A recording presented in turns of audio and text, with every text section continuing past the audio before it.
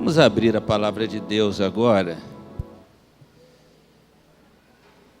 Vamos refletir um pouco sobre a palavra do Senhor.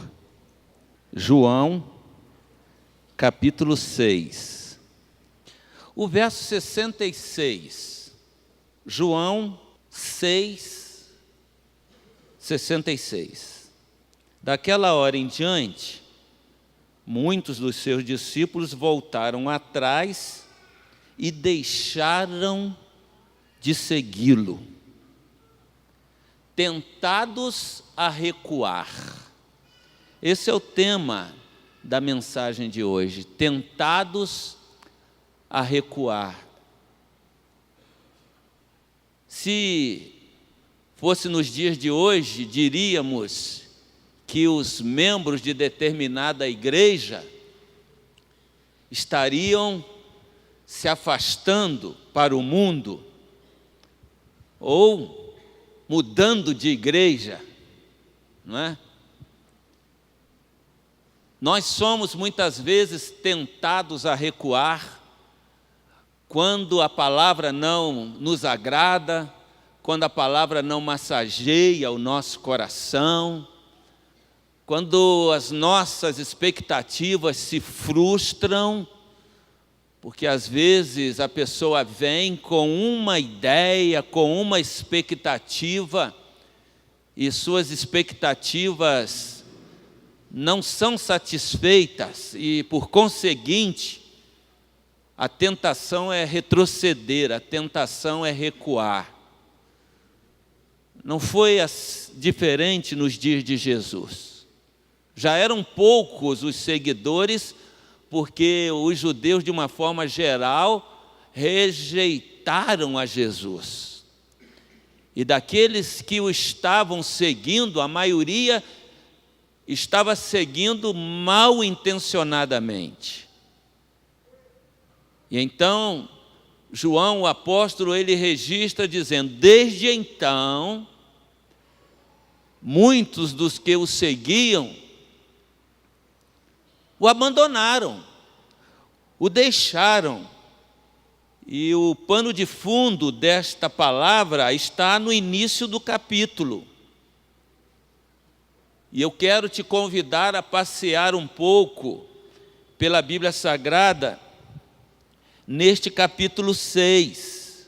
Algum tempo depois, diz o verso 1, Jesus partiu para outra margem do mar da Galileia, ou seja, do mar de Tiberíades, que na verdade era um grande rio de água doce, que na linguagem daquele contexto era para eles um mar.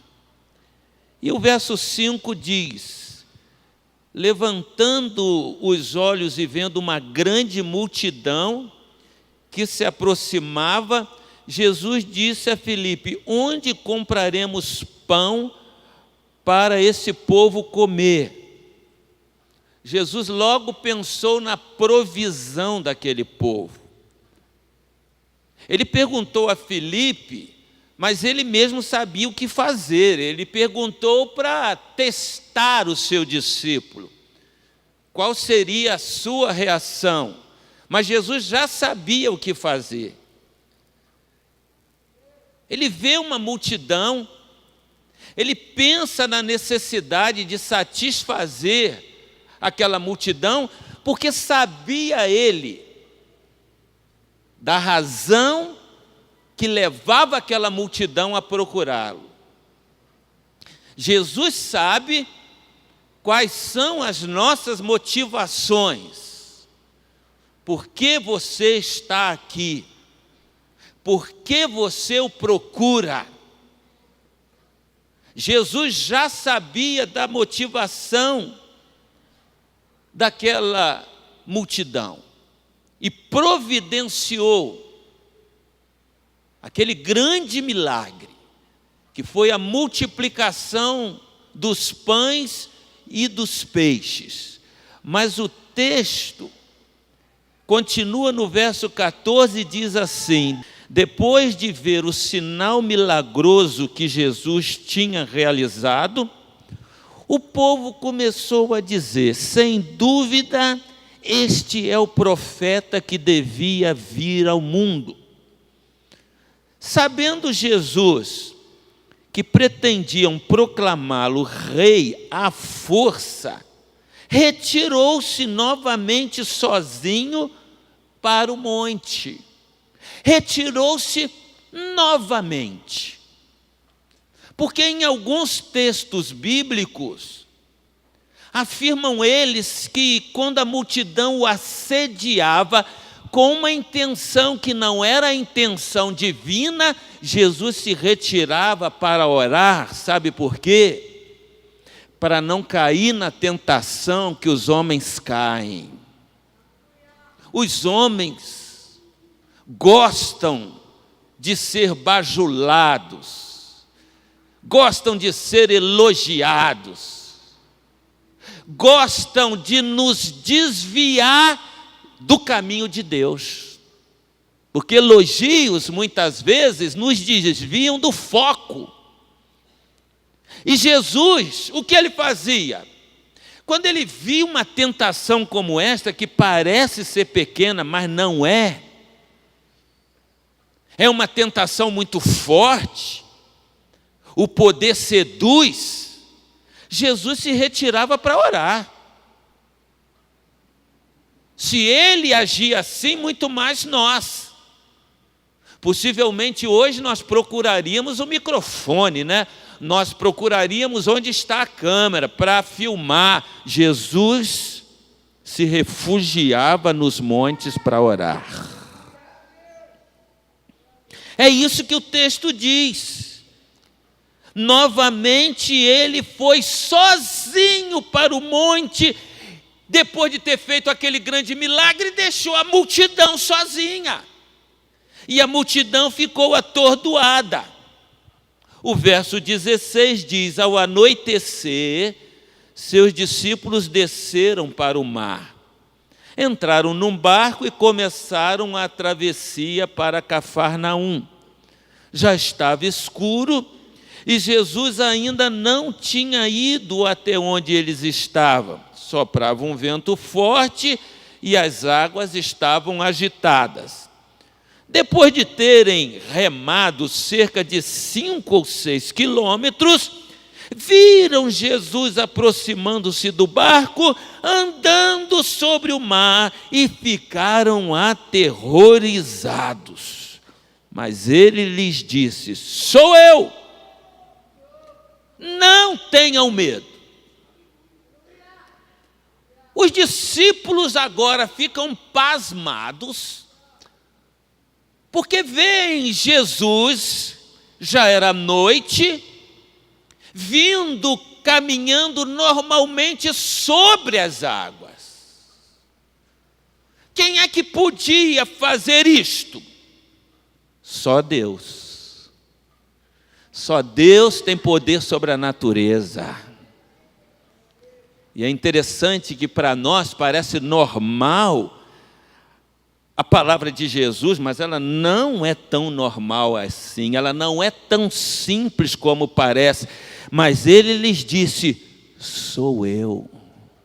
Esta palavra nos remete ao livro de Êxodo, no capítulo 3.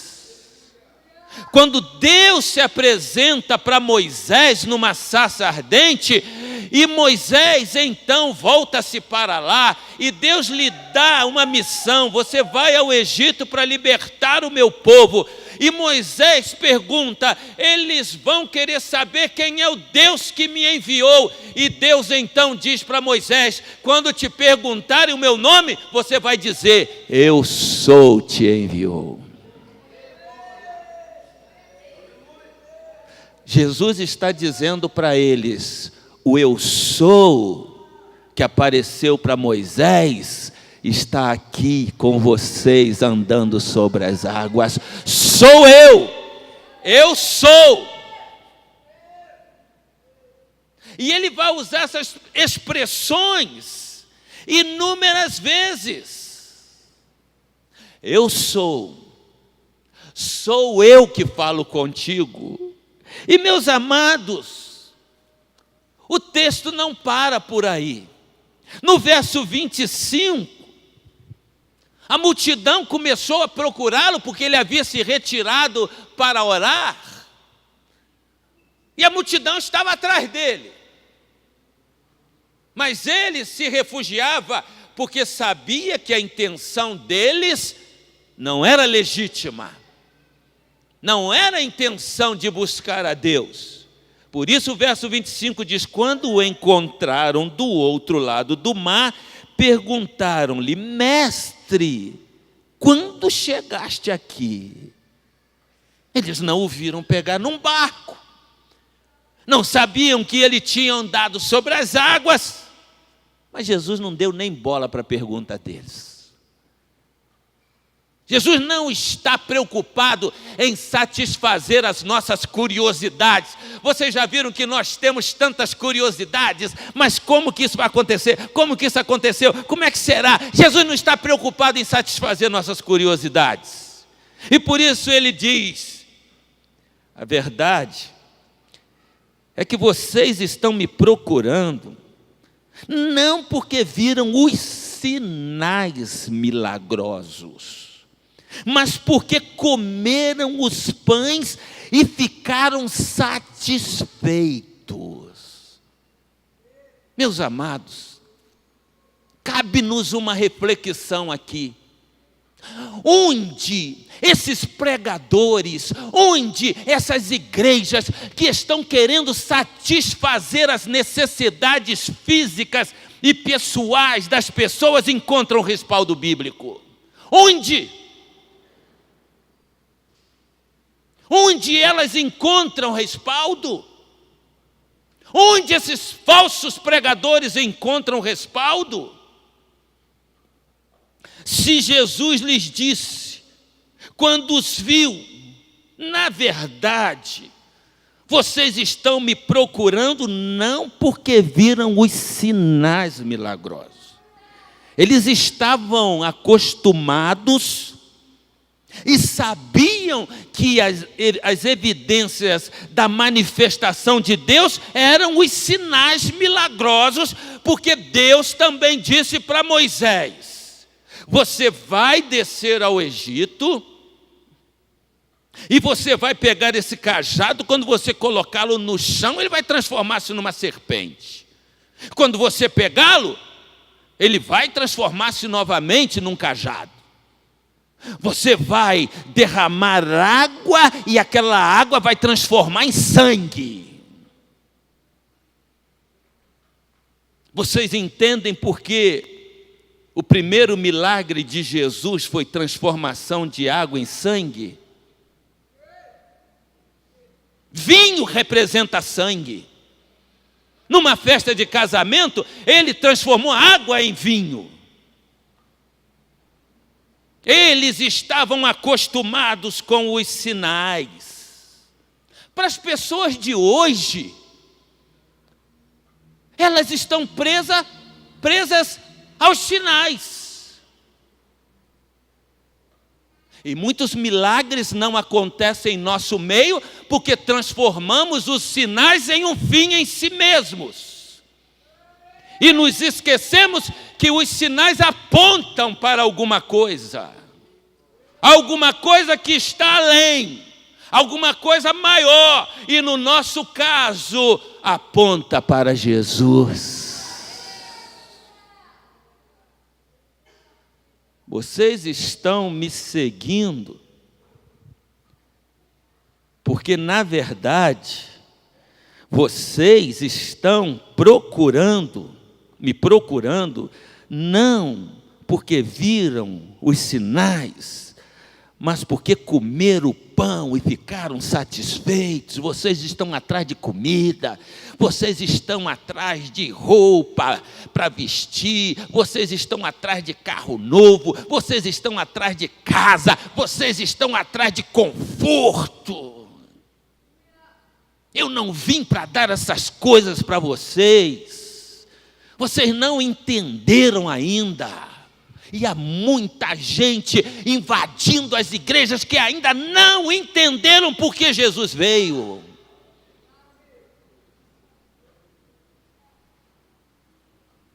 Você acha que Jesus veio morrer numa cruz para te dar uma casa nova? Para te dar um carro novo? Para te dar vida boa? Foi esta a oração, a do ladrão na cruz: tira-te a ti mesmo e a mim desta cruz. Ele nem deu bola para aquela oração. Os milagres são sinais, não são um fim em si mesmos. Ele opera milagre como? Opera. Sou prova disso. Milagres, verdadeiros milagres. Não enganos. Não falsificação de milagres verdadeiros. Temos que ter muito cuidado. Nós não exploramos essas coisas. Nós não fazemos publicidade. Enquanto o pastor Peterson estava orando, uma pessoa ficou endemoniada aqui. Nós, os pastores, expulsamos os demônios. Demos publicidade disso? Não. A nossa publicidade é que Deus se fez homem e veio este mundo para salvar a tua vida da perdição eterna. Não são para os sinais. Os sinais apontam para Ele. Os enfermos serão curados, os endemoniados serão libertos, nós vamos pisar em serpentes e escorpiões, mas estes são os sinais. Os sinais apontam para algo maior, apontam para Deus que se fez homem e veio habitar entre nós. Não podemos ficar presos aos sinais. A palavra de Deus nos diz mais. Jesus, ele continua o seu discurso e diz no verso 27 assim: não trabalhem pela comida que se estraga, não corram atrás das coisas materiais apenas, mas pela comida que permanece para a vida eterna. Há uma comida que permanece para a vida eterna, a qual o Filho do Homem dará a vocês. Deus, o Pai, nele colocou do selo de aprovação. O Pai o selou, o Pai o aprovou. Então perguntaram-lhe: o que precisamos fazer para realizar as obras de Deus? Jesus respondeu: a obra de Deus é esta: vocês têm que crer naquele que Ele enviou. Vocês ainda não estão crendo. Vocês estão me conhecendo, mas vocês não estão crendo. Então perguntaram-lhe: que sinal milagroso mostrarás para que o vejamos e creiamos em ti?